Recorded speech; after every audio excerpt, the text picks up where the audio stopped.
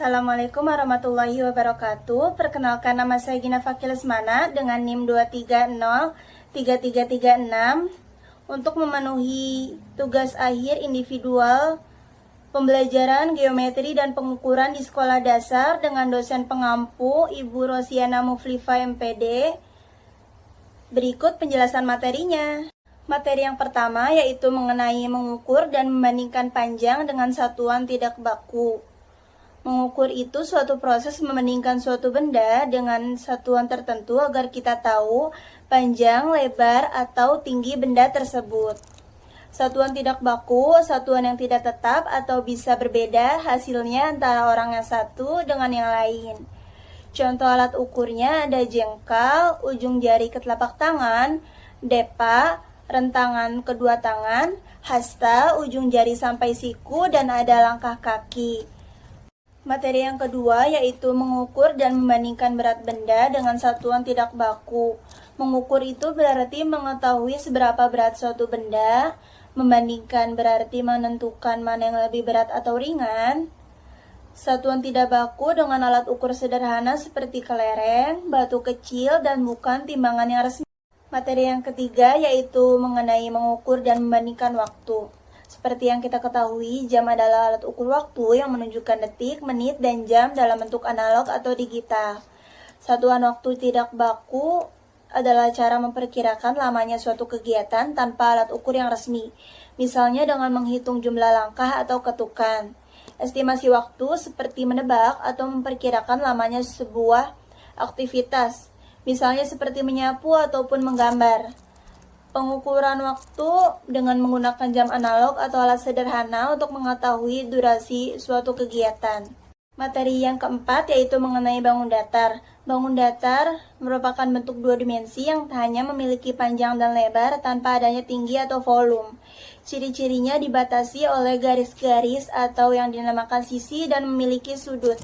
Jenis-jenis bangun datar ada segitiga yang memiliki 3 sisi, segi 4 yang memiliki 4 sisi seperti persegi, persegi panjang, trapesium, jajar genjang, belah ketupat, dan layang-layang.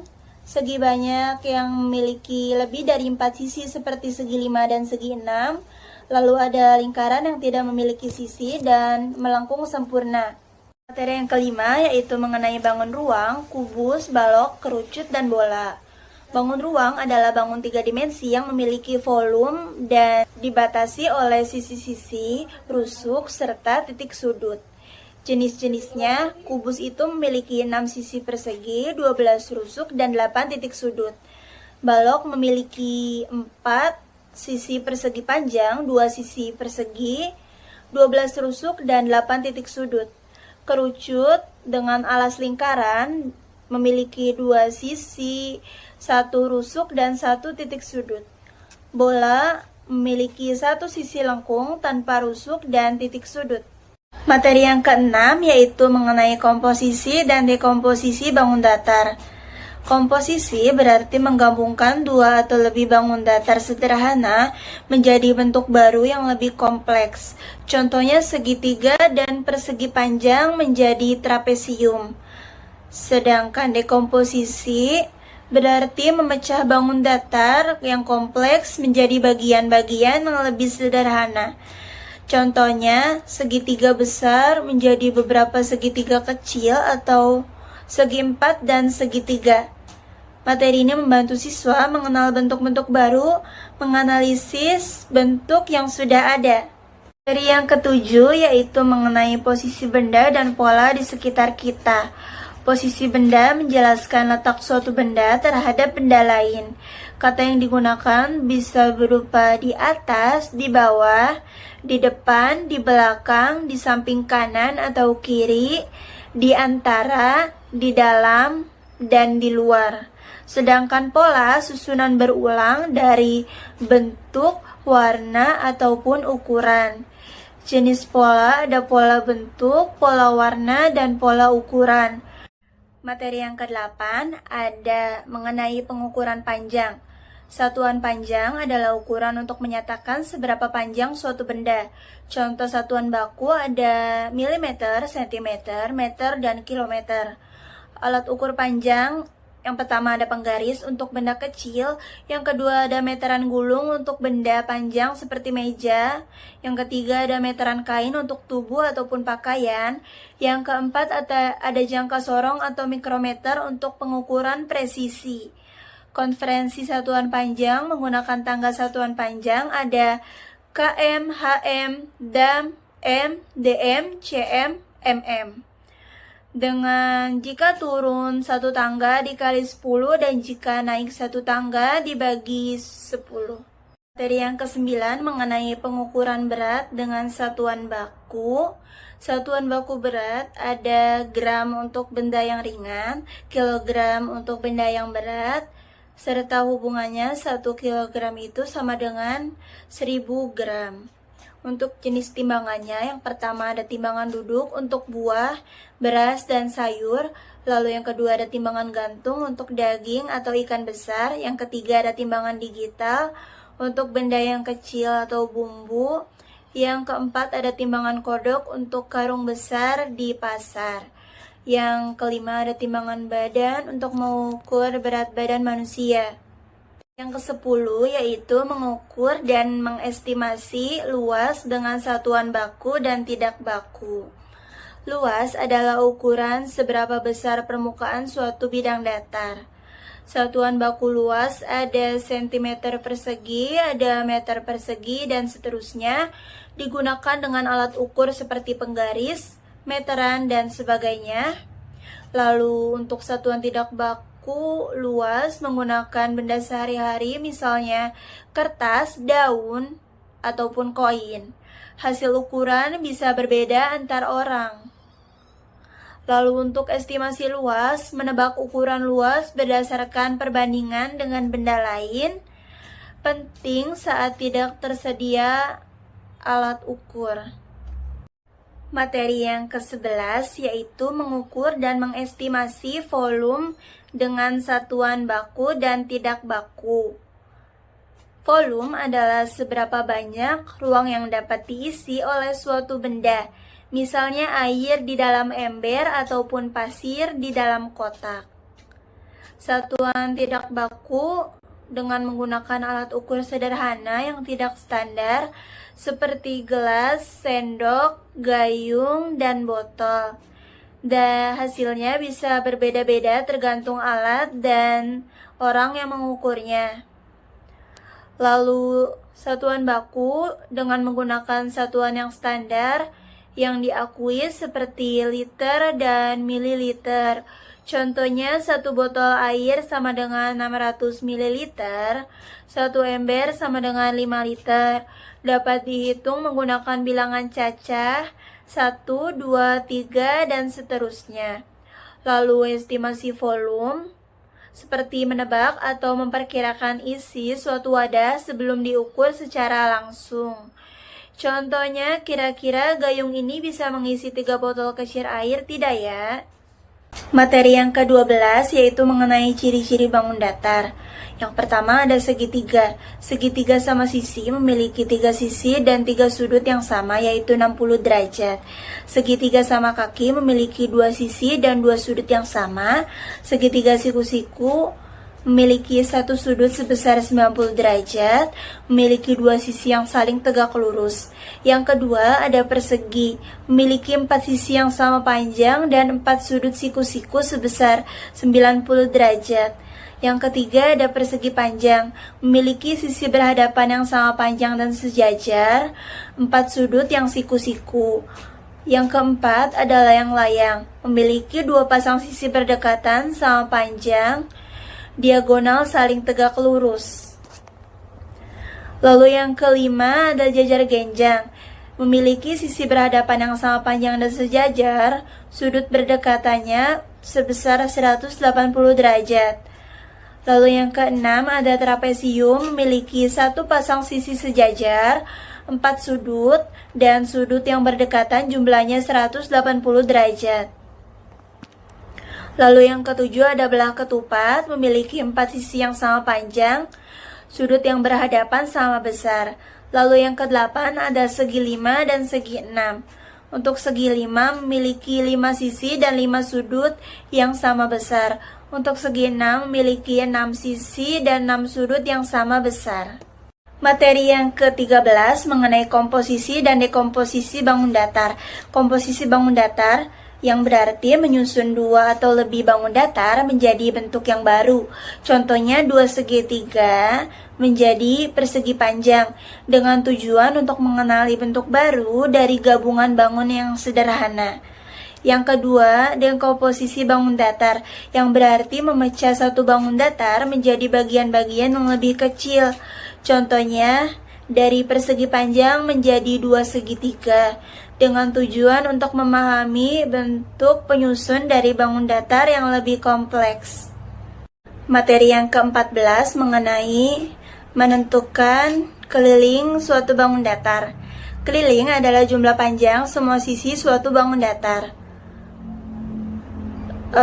Rumus yang pertama yaitu mencari keliling persegi, yaitu 4 kali sisi karena semua sisinya sama panjang. Lalu yang kedua, persegi panjang dengan rumus keliling 2 kali dalam kurung panjang tambah lebar, terdiri dari 2 sisi panjang dan 2 sisi lebar. Lalu yang ketiga, jajar genjang dengan rumus 2 kali dalam kurung A tambah B, karena 2 sisi yang saling berhadapan sama panjang. Lalu yang keempat, ada trapesium, belah ketupat, dan layang-layang. Jumlahkan semua sisi. Lalu yang kelima, ada segitiga dengan rumus keliling A tambah B tambah C. Tergantung jenis segitiganya, ada segitiga sama sisi, sama kaki, ataupun sembarang. Dan yang keenam, ada lingkaran dengan rumus 2 kali Pi kali R atau Pi kali diameter. Gunakan Pi sama dengan 3,14. Materi yang ke-15 yaitu mengenai susunan bangun datar gabungan. Bangun datar gabungan adalah bentuk baru yang tersusun dari 2 atau lebih bangun datar yang sederhana, seperti persegi, persegi panjang, segitiga, lingkaran, trapesium, jajar genjang, belah ketupat, layang-layang, ataupun sebagainya. Keliling bangun datar ditentukan dengan jumlah seluruh panjang sisi luar dari bangun gabungan. Langkah-langkah menghitung keliling bangun datar gabungan. Yang pertama, identifikasi bentuk-bentuk dasar penyusun bangun gabungan. Lalu yang kedua, fokus hanya pada sisi luar, abaikan sisi dalam yang menempel. Lalu yang ketiga, jumlahkan semua sisi luar dan itulah keliling bangun datar gabungan. Materi yang ke-16 yaitu mengenai luas bangun datar. Luas adalah ukuran banyaknya ruang pada permukaan suatu bangun datar. Untuk menghitung luas bangun datar, pasti adanya rumus. Yang pertama, rumus persegi, luasnya sisi kali sisi. Lalu persegi panjang, luasnya panjang kali lebar. Lalu segitiga, luasnya 1/2 kali alas kali tinggi. Lalu jajar genjang luasnya alas kali tinggi. Lalu trapesium luasnya 1/2 kali dalam kurung jumlah sisi sejajar dikali tinggi. Lalu belah ketupat dan layang-layang luasnya 1/2 kali diagonal 1 dikali diagonal 2. Materi yang ke-17 mengenai luas bangun datar gabungan. Bangun datar gabungan adalah bangun yang terbentuk dari penggabungan 2 atau lebih bangun datar sederhana seperti persegi, segitiga, lingkaran, dan sebagainya. Untuk menghitung luas bangun datar gabungan diperlukan adanya langkah-langkah. Yang pertama, identifikasi bangun-bangun penyusunnya. Lalu yang kedua, pisahkan menjadi bagian-bagian yang lebih sederhana. Lalu yang ketiga, hitung luas masing-masing bagian menggunakan rumus yang sesuai. Lalu yang keempat, jumlahkan seluruh luas bagian tersebut. Dengan catatan jika ada bagian yang dipotong, luasnya akan dikurangkan. Materi ke-18 mengenai menghitung durasi waktu dan mengukur sudut. Satuan waktu adalah satuan untuk mengukur lamanya suatu kegiatan. Contohnya seperti detik, menit, ataupun jam. Digunakan dalam aktivitas sehari-hari seperti melihat waktu di jam untuk menghitung lamanya bermain, belajar, ataupun tidur. Durasi waktu adalah selang waktu antara dua kejadian, dihitung dengan mengurangi waktu akhir dengan waktu mulai. Contohnya dari jam 2 sampai jam 4, yang berarti durasinya adalah 2 jam. Sudut adalah daerah yang dibentuk oleh dua garis yang bertemu di satu titik pangkal. Contohnya, sudut siku-siku 90 derajat, sudut lancip kurang dari 90 derajat, sudut tumpul lebih dari 90 derajat. Sudut biasanya dijumpai di pojok meja, buku, ataupun bangun datar. Materi ke-19 mengenai konstruksi, dekomposisi, visualisasi bangun ruang. Mengkonstruksi bangun ruang, menyusun beberapa bangun ruang menjadi bentuk baru, dilakukan dengan menumpuk, menyambung ataupun mengkombinasikan. Contohnya menggabungkan kubus dan tabung menjadi bentuk robot ataupun bangunan. Mengurai bangun ruang, yang berarti memecah bangun ruang besar menjadi beberapa bagian lebih kecil. Tujuannya agar lebih mudah dipahami atau dianalisis bentuk asalnya. Contohnya mengurai rumah mainan menjadi balok, kubus, dan limas. Untuk visualisasi spasial, yang berarti melihat bangun ruang dari berbagai sisi, atas, bawah, depan, belakang, kiri, dan kanan. Membantu memahami bentuk utuh dari suatu objek 3 dimensi. Materi ke-20 yaitu mengenai membandingkan karakteristik bangun datar dengan bangun ruang. Bangun datar itu bentuknya 2 dimensi, hanya punya panjang dan lebar. Contohnya itu segitiga, persegi, lingkaran, tidak memiliki volume atau isi dan hanya bisa dilihat dari satu sisi atau yang disebut rata. Sedangkan bangun ruang bentuknya 3 dimensi, punya panjang, lebar, dan tinggi, contohnya kubus, bola, tabung. Memiliki volume dan sisi-sisi yang membentuk ruang, dapat dilihat dari berbagai sudut, atas, depan, dan samping. Materi ke-21 mengenai menentukan lokasi pada peta menggunakan sistem berpetak koordinat kartesius sederhana yang digunakan untuk menentukan posisi suatu titik pada bidang datar atau peta.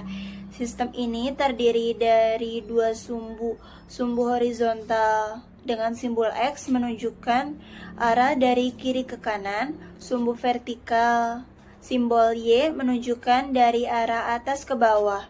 Setiap lokasi ditentukan oleh pasangan bilangan dalam bentuk dalam kurung X, Y, yang dimana nilai X menyatakan jarak dari titik acuan ke kanan bernilai positif atau ke kiri bernilai negatif. Nilai Y menyatakan jarak dari titik acuan ke atas yang bernilai positif atau ke bawah yang bernilai negatif.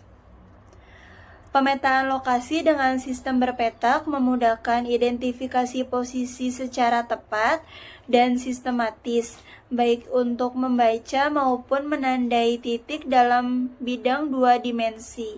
Sekian pemaparan dari saya untuk mengulas materi dari 1 sampai dengan 21. Mohon maaf apabila ada kesalahan dalam penjelasan materi tadi. Sekian, terima kasih. Wassalamualaikum warahmatullahi wabarakatuh.